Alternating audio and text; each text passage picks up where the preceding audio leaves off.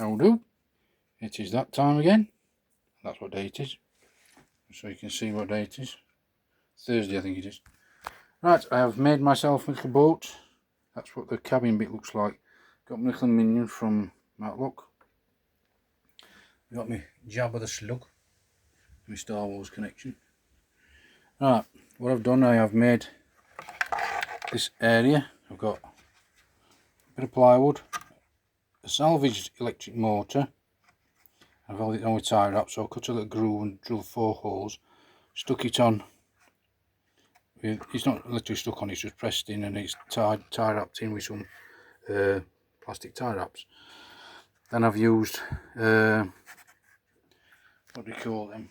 These sort of connectors, different sorts of these sort of connectors. Just took the centre out of it, just to hold it into position. So I've got a little one there and a big one there, and I've cut that one in half. I rotate it down with a bit of rubber pipe. Inside of there I've got a nail, so I've had to make a step up piece from there to there, so it steps up. So it's like cutting fingernails and filing fingernails, and then you just slide that bit of air pipe, and that's air pipe from your fish tanks, and that bit's holding that in position because I've had to cut down the actual shaft for the propeller. Now I've found a problem with these little electric speed controllers. This is the first time I've ever used an electric speed controller, and it doesn't seem to go backwards at full speed, which is a bit of a pain in the backside. But then you realise electric scooters don't usually drive backwards, electric bikes don't go backwards, drones don't really fly backwards, they just go up and down. So this is where I'm thinking about. I've got to think about my 6-volt battery pack and my receiver battery pack. I've got to think about my servo for my rudder, my receiver, then I've got to think about the aerial. So there's my little minion on his little chair, and there's the hull for the boat, and in essence that's what it looks like. I'll just show you underneath.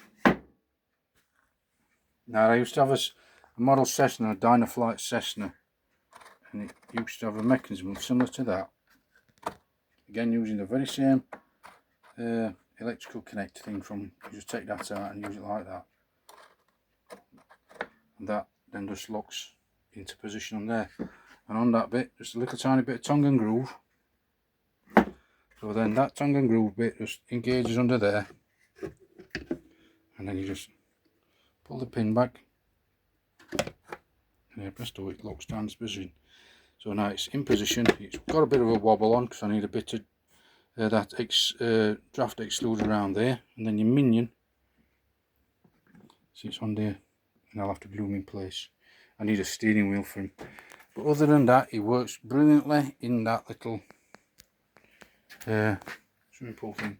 Put a little bit more water in yesterday because I used a load of water on garden, so I emptied a load of water onto the garden because it was going a bit murky, and then I topped it up again, and we got it up as high as it's the highest it's ever been for that little water thing, because it's about 3-year-old now, that, and it's literally got up as high as that. But I was wondering about these problematic speed controllers.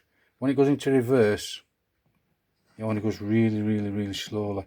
When you try to make it go to neutral, it won't go to neutral, it just keeps on crawling forwards like people at traffic lights.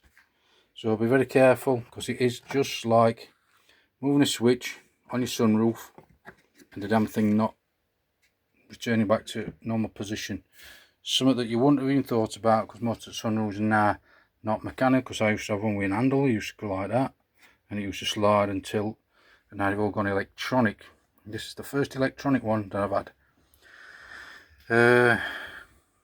It's like talking Chinese because I don't understand it. This is like super loading to position, it probably come loose. So I don't know, if I rotate it like that, you'll see it's like it's a flexi joint, because I haven't got a flexi joint, so I'm just making a flexi joint for sake of it. Might not last, but if it don't last I'll just replace it with another flexi joint. But this speed controller did come with a big, like a 540 motor. I decided to save it for my Rough Rider. But as you can see, this is progress on my little boat. It's doing alright. It floats, and it floats good. So long as this motor will work and it goes forwards and backwards on bench, so it should be alright on here. I was actually thinking about putting some rubber down there and rubber down there, and then it's like an anti-vibration pad, and it'll stop that vibrating. So these are held in with body filler, so I'll paint them in a bit, make them all look right. And basically you've got to make sure that your body filler is good and wet when you put it down, otherwise if it's too dry it'll break apart and it'll come off. If it vibrates too much, then it'll break that, and then you'll just be adrift.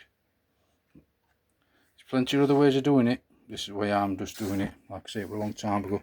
All they did was have something very similar and had a simple battery on, like a PP3 battery, and just went forwards.